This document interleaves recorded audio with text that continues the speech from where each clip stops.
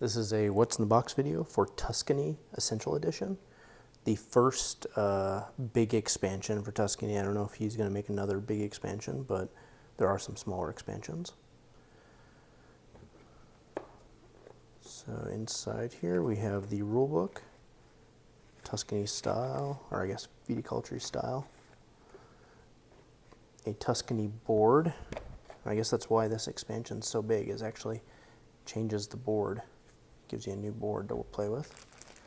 Some new stars and giant workers. Looks like some, I don't know, other workers. Looks like nuns.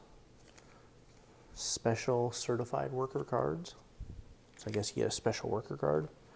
A new deck of autumn cards. I guess Tuscany adds another phase. And here's the player board. Yep, additional phases. So I think it adds autumn and winter, if I remember right. So there you have it. That is what's in the box for Tuscany Essential Edition.